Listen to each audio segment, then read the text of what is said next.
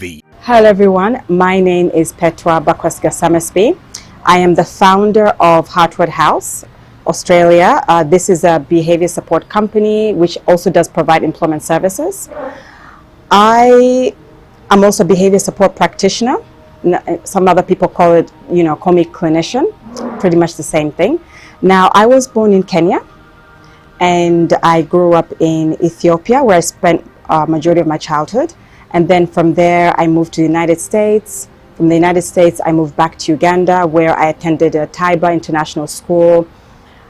From Taiba, I now moved on to Kamboja. From Kamboja, I moved to Vienna, where I finished my high school. And then from there, I attended my first degree that was in Malaysia. Then from Malaysia, I now moved on to Australia, where I did my Masters of Criminology and Criminal Justice. It is from that space where I fell in love so much working with vulnerable people, and I decided to get into the space of working with people with disabilities. And since working in that space, from employment to the criminal justice system and now to behavior support, I've fallen incredibly in love with that space and just supporting people in that space and truly understanding where they come from, their stories, their worlds. I have really never regretted having been gone into that space. I grew up with a very, very principled father. He was so principled. He's a disciplinarian until this very date. My mother is very, very religious. So when you combine those sort of traits, it has really grounded me. As I've grown up from a very young age to this point, I feel the need to advocate for those who do not have a voice, for those who are struggling in their day-to-day, for those who feel that their worlds need to be seen. And so it is from that time, from that space where I realized, okay, behavior support allows me to combine my childhood experiences and just celebrating what people have, the strength that they have, and that is where I am to this very day. I've got very strong connections to Uganda. I love the people, the culture. I don't even want to say that I've got strong connections. I'm Ugandan. I'm grounded in the culture, grounded in the people, grounded in the community, grounded in the villages, and I just enjoy everything about the country. Now, while I grew up in Ethiopia, both my parents were diplomats. So they started from Kenya, moved to Ethiopia, and dad especially moved to different parts of the world. The same with mom. Having worked in Ethiopia, she moved a couple of countries around the world, and then she finished her service in Sudan, Darfur. Now, it is from high school that I now moved to Malaysia and embarked on my journey where I completed my first degree in communications. I also had the chance to work as a public relations executive with a public relations firm that also dealt with events. And then my work there saw my journey move to countries like Indonesia, South Africa, Vietnam, where I did a little bit of work in the space of communications. And then from there, I now moved to Australia. Now, my journey to Australia, I wanted to get into the space of investigations, truly understanding, because of my childhood experience, I went through very, very challenging experiences. And I felt, a lot of times when you go through any circumstance you go through, you realize there's a reason behind it. And I was interested in understanding what is in the minds of those who victimize people. And so I wanted to understand what happens when this person behaves the way they do, or why do they behave the way they do. And so I thought that investigations and criminology would be a very good space to explore. And so that is when I now applied to a couple of countries to pursue a criminology degree. And Australia was one of those that offered me a space. And so I moved into Australia, worked in different capacities. At one point, I even worked as a cleaner as I explored and to see where I wanted to go. I worked in the aged care sector. And then from there, I now moved to the disability space.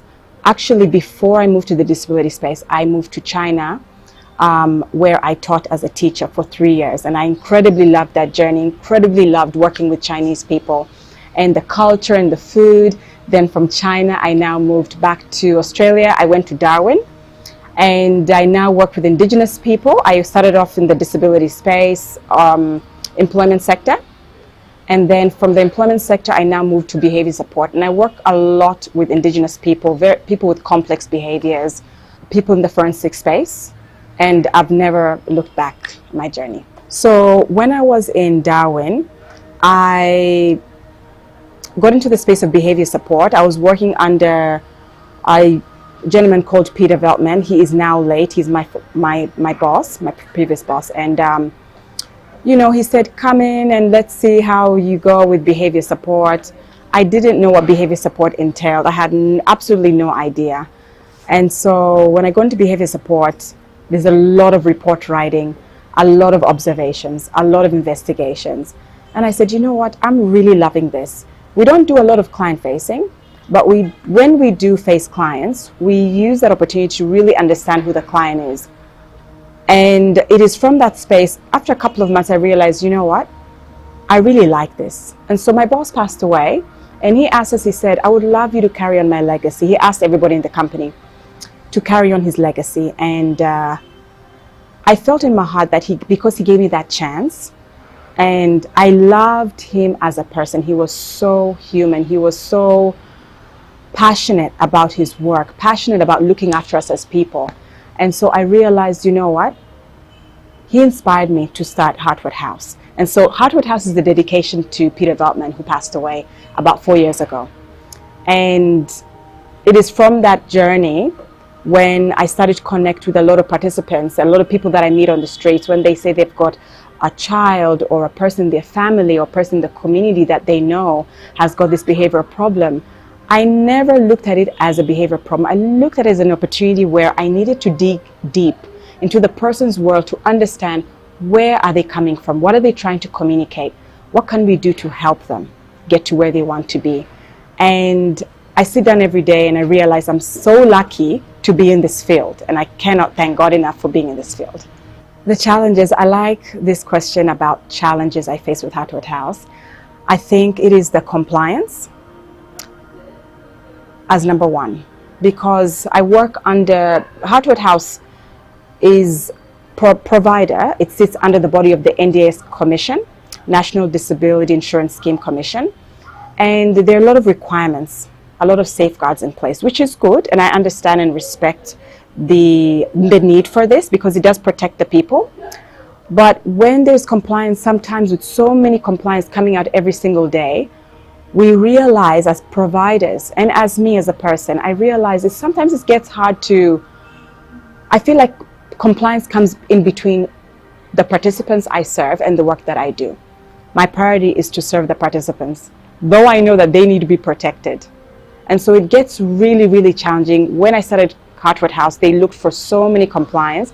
It was a smooth ride, but now every year, every 2 years, we do have auditing, and they do a lot of check with everything that we're doing. Are we meeting obligations? Are we meeting client obligations? Which is fine, but it is so hefty that sometimes you forget that the clients actually have needs. The clients need you before they need the compliance.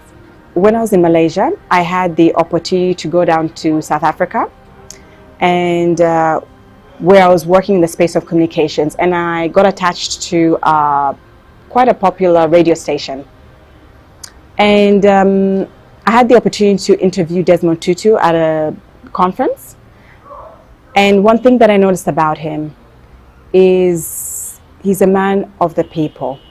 He looks beyond your heart. He looks beyond the surface or your labels. And when we spoke, he didn't know who I was. He didn't know where I was from.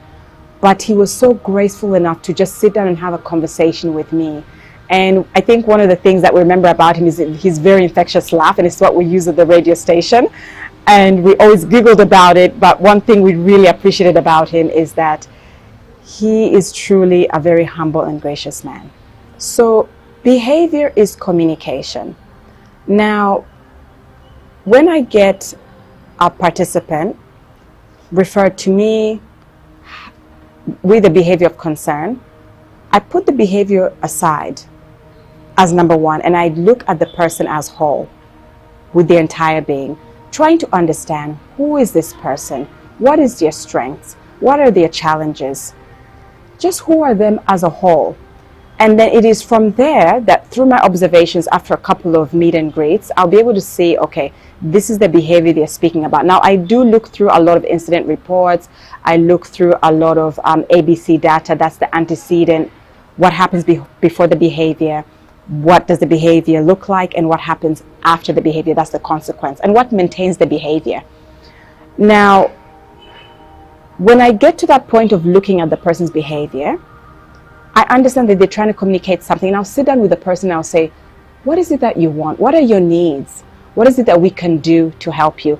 And a lot of times, because of the relationship that you've built with them, they'll be able to tell you what they're looking for, what their needs are. And sometimes it's those very simple things in the environment, like, she doesn't listen to me. That's a very common thing that I get. Oh, he's always on his phone.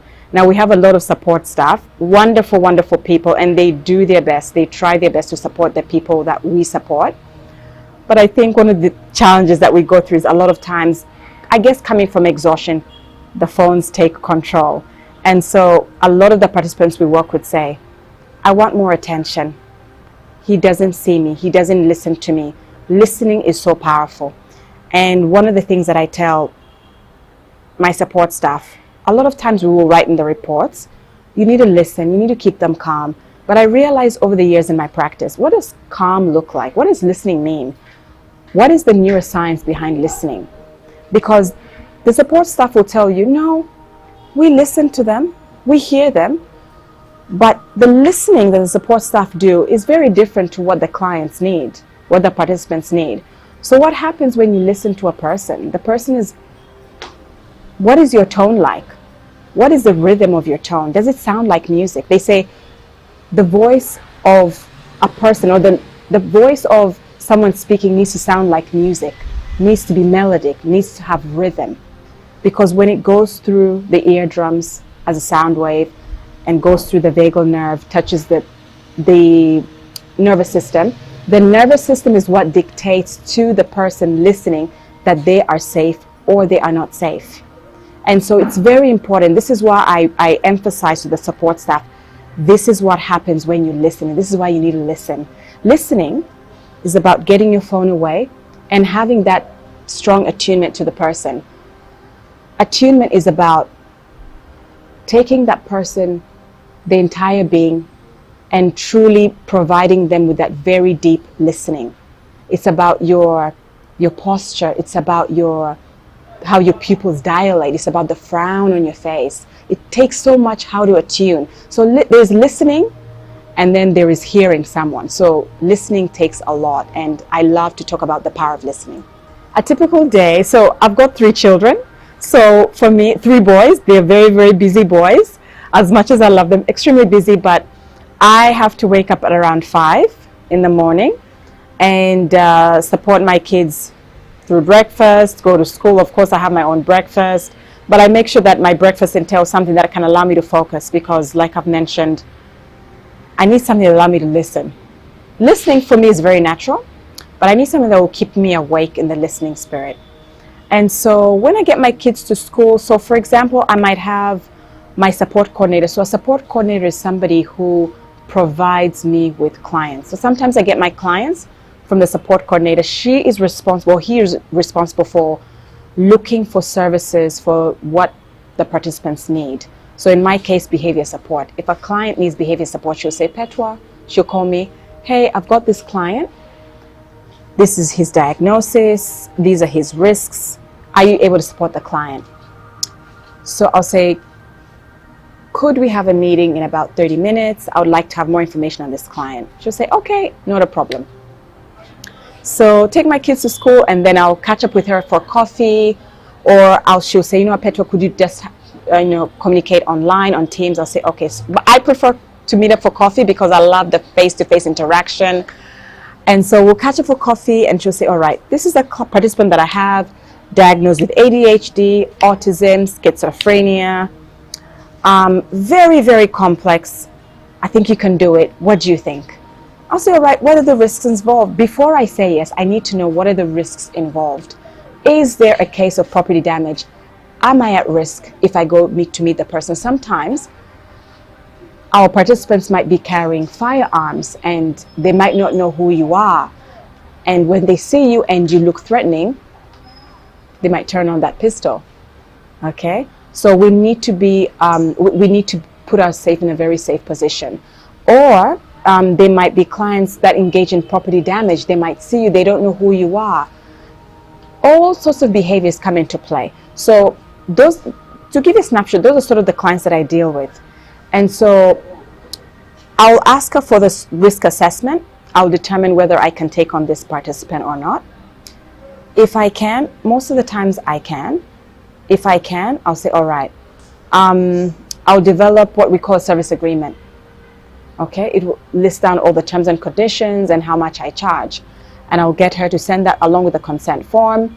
If they're happy, if the participants' support carers are happy to sign the form, participants themselves happy to sign the form, I'll take them on officially, and then I'll give them a call to introduce myself officially, get to know who they are, just a 5-minute call, thank them for allowing me to support them. And what I'll do is I'll now book in for an official meeting to actually meet them at a different time. And so before I meet the participant, I'll have to do what we call an intake risk assessment. That determines, it sort of determines am I safe, whether I'm safe if I enter the person's property. Are there dogs? Are there firearms? Are there just anything that is dangerous that might put myself at risk, or the people that I'm walking with at risk? And so once I get all this set, I will now go and see the participant. First time I meet the participant, I'm there to really build that support with them. So I might carry some materials with me. If the client is very young, like I support a child who is 9 years old. First time I went to meet her, carried some fidget toys because she gets very nervous when she's met someone for the first time. So sometimes some fidget balls might help them calm their nerves down. I might go with coloring books. I went with some coloring books. I said, do you love to color? She said, yes, I do. And because she said, oh, there's somebody who likes to color with me, I think I like this person. So she gets very comfortable with you. So your role is to sort of make them a little bit comfortable, to get them to open up a little bit, to get them to know that they're actually very safe. And so you color together, you ask them, what do you love about this color? What is your favorite color? Wow, could you show me some of your paintings? And before you know, they're taking you around the house, showing you all sorts of places. This is my room, this is my mom's room. And before you know it, the parents are very happy knowing, oh, the daughter loves this person. The parents are also opening up, telling you their challenges. And when the parents open up about the challenges, it's when you realize there is so much that you have to do, so much that you're missing, so much that the child is missing or the adult is missing, that now the pieces are starting to come together. So this is what's going to form the beginning of your report writing. So once I'm done, I go back. Obviously, I have case notes that I write. I do a lot of invoicing, you know, and from then I'll book to see the client, depending on the person's funding. I'll book to see the client maybe 1 month later, but in between, I'm making phone calls to the client, talking to her, asking how she's going, talking to the parents or the key support staff who are looking after the person, asking them how they're going, and I'll design what we call a QR code. This QR code is what will capture the information about the person's behavior. I'll ask the parents to now input data across the weeks, and that data is what I'm now going to use to start writing what we call the functional behavior assessment. Now, I'm talking about people that do not have what we call restrictive practices. Now, for those who don't know restrictive practices are practices that restrict the rights and freedoms of movement of an individual. So, for example, we've got chemical restraint, which deals with medication. So you might give somebody medication that influences their behavior, stops them from displaying a particular behavior. Or you might have environmental restraint that deals with stopping them from accessing anything in the environment that they might use to harm themselves, to harm you, or to harm anything in the environment. So when I have a client that deals with restrictive practices or has restrictive practices, I now have to write what we call an interim report, and it takes me, well, we have 30 days to complete that report, understand what are the restrictive practices in place, Why are they there? And is this the very last resort? Was there any other alternative that could have been done? I will develop that interim report, submit it. Then from there, I'll now do what we call the functional behavior assessment. So this is, the FBA is what I call the juice of the work that I do. The FBA will describe the behavior of the person. It will describe the frequency of the person's behavior. How often does the person's behavior occur? The duration, how long does it occur for? Is it 5 minutes? Is it 10 minutes? And it will also determine the intensity. We look at monetary terms here. How many times have you had to buy the bed because your son has broken the bed? And how much have you had to pay? Is it $10? Is it $30? Or is it $500? I have a client whose son displays with severe behavior problems, and one of them is property damage out of boredom. He's got ASD, he's got ADHD, and several other conditions. And the mother has spent over $1,200 replacing the beds in her home. So this is what the FBA brings together. And then we look at the risks involved. What is the risk of this person's behavior to the person, to the environment, and to the people looking after them? And from there, we now make recommendations in the FBA. We say, okay, this is what needs to be done. We also look at the background, the history of the person. How does their diagnosis impact the person on the day-to-day? What are the different ways that they're not able to function in the community? So we piece all these things together. It's a very, very lengthy report, about 45 pages. This FBA truly is the creme de la creme. It is what we're going to use to now draft what we call the functional behavior assessment. That is what everybody asks for. Can we have the behavior support? Can we have the behavior support? But the FBA also entails 4 categories that determine why a person behaves the way they do. So this behavior support plan is what we use to submit to the NDIS Commission and to the support people who are looking after the support staff. Now we make it very, very simple as well for the people looking after the support staff. They don't have time to read a 60-page report. So you've got the FBA, you're telling them, read the FBA 45, and then you're telling them, read the behavior support plan 60 pages. What I do, the 60 pages are for the medical practitioners we deal with, the occupational therapists we deal with, the physiotherapists. They'll read that. When it comes to the support workers, we design very short materials that give us the triggers of the person's behaviors, the risks involved, strengths of the person, the likes, the dislikes.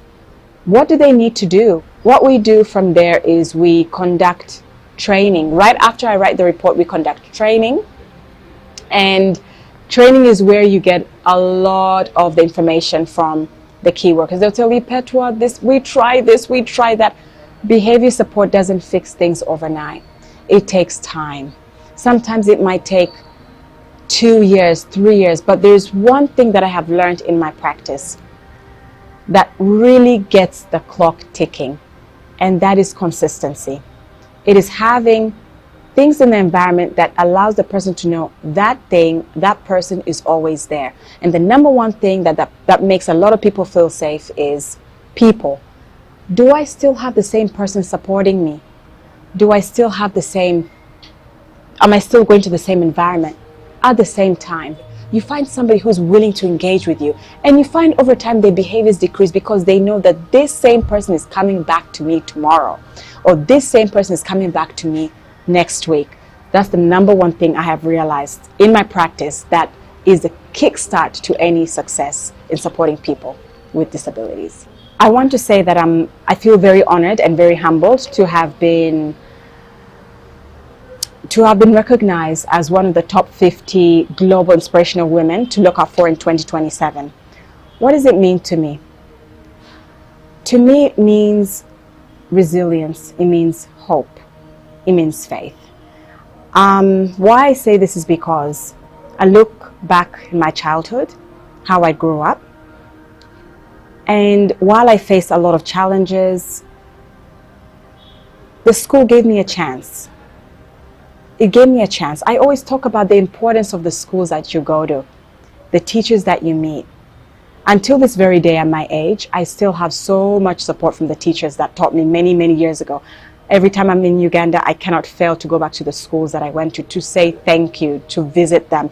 I've taken my children there because to me it was huge. They are the reasons why I've been recognized. My recognition has not come from me alone. It's not been by chance. It's been, you know how they say it takes a village to raise a child? So many people have been part of my village. I've just been that little girl standing there with so many people directing me, go here, go there, try this, try that. I have leaned on people. I have cried with people. And so it's all been part of resilience. It's been part of faith. I have kept the faith. I have kept the hope. And I've felt, you know what? I'm going somewhere. And this is the point that I'm at. I am the vice president for the Ugandan Northern Territory Association. So one of the roles it plays is to bring Ugandans together in the NT. Living in the NT it can be very isolating. It's very far up in Northern Australia. And the Northern Territory is very different from other parts of Australia. I've had so many people say, what are you doing in the NT? Why the NT? If you come to the NT, sometimes you wonder, you know, am I really in Australia? But I want to reassure you that it is actually such an incredible place, and I love and I feel so blessed being on their land. And so to bring the Ugandans together, I felt that, you know, the Ugandans in the NT have a voice, and I needed to allow them to express their needs. I needed them to express their celebration with us and to tell us what they need on the day-to-day. And so my president Crescent and I, we come together every month. Actually, we speak nearly every day, making plans for Ugandans in the NT. And we work very closely with the Ugandan High Commission, Her Excellency Samali Dorothy. She's been absolutely supportive in our mission in the NT. She was with us a couple of months ago.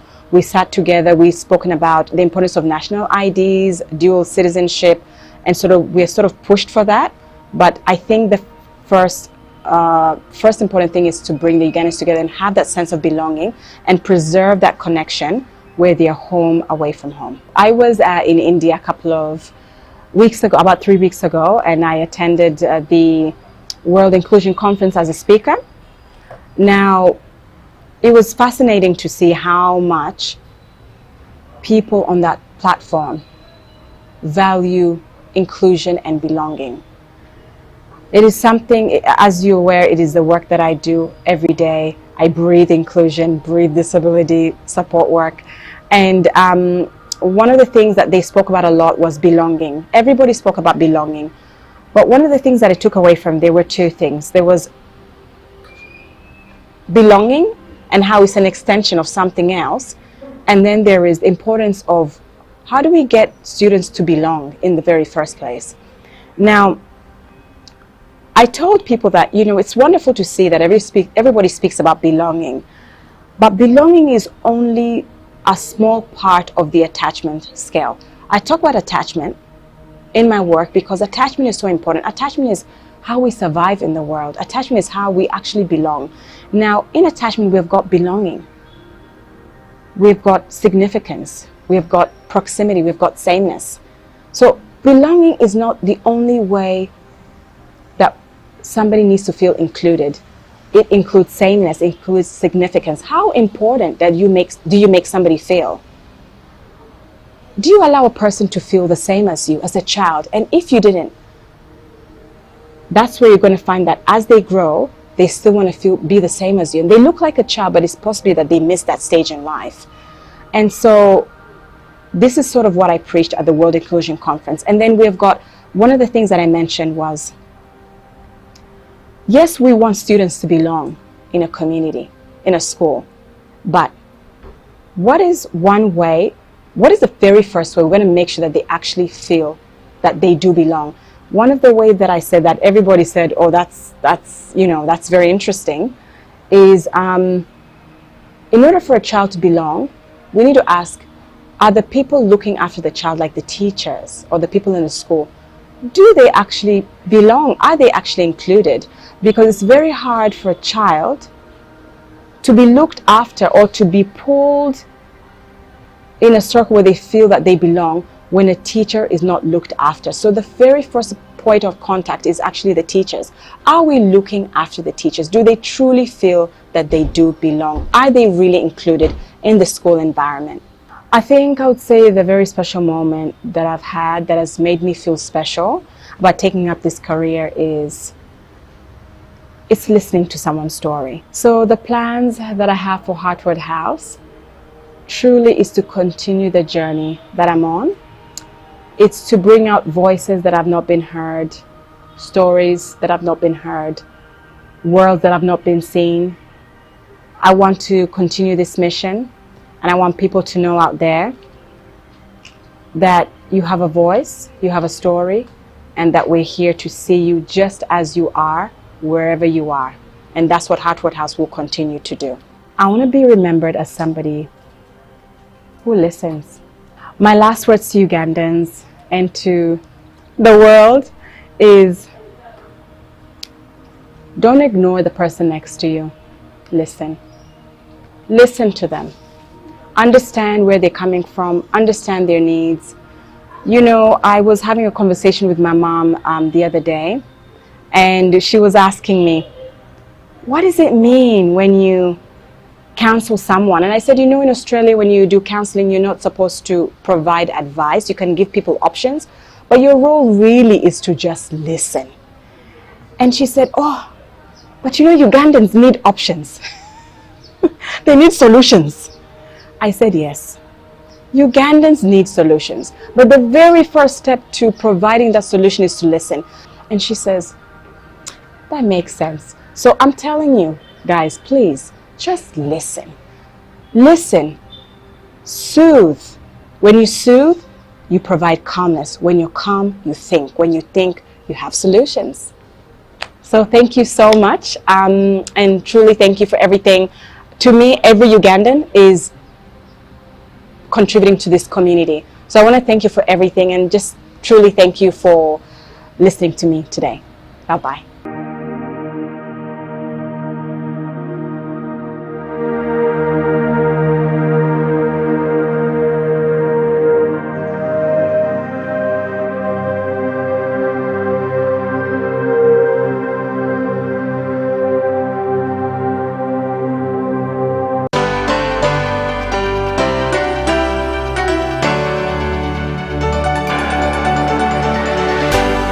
UBC, inspiring Uganda.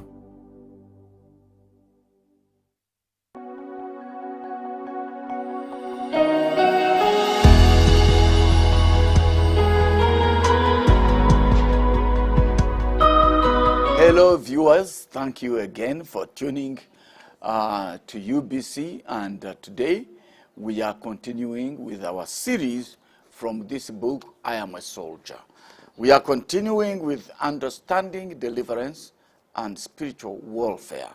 And I just want to remind us that deliverance and spiritual warfare should be the immediate discipleship programs that a young believer should start with. When somebody accepts Christ and is born again, that person needs a discipleship, and immediately that person is an enemy of Satan, and Satan hates that person. So that person should understand deliverance and break all the covenants and chains that Satan is tying him with, and then know how to fight and win battles. So what I'm talking about is discipleship. And I know many churches don't even have discipleship programs, but this tool could be one of them. And I'm planning to prepare devotionals from this book as God enables me, so that we can get structured teachings on deliverance and spiritual warfare. Now, we have already understood what the kingdom of Jesus Christ is, what the kingdom of Satan is. We have understood how Jesus Christ operates, what is required in the kingdom of Jesus Christ. And so we now want to move to the deliverance procedure. By procedure, I'm talking about things that need to be done for deliverance to take place, or the steps that we need to go through for deliverance to be accomplished. Just like you would go to a hospital and a doctor, for example, who is operating the C-section to bring the baby out of a pregnant mama, has procedure. You know, they put these ladies sometimes to sleep, I don't know, and they sterilize, then they cut one layer, and then they do this, then they do this, until finally the baby is brought out, and then again they stitch, and then they have medicines they give, and the mother wakes up. All that is a procedure. And so in the spiritual world, in deliverance, we also have a procedure.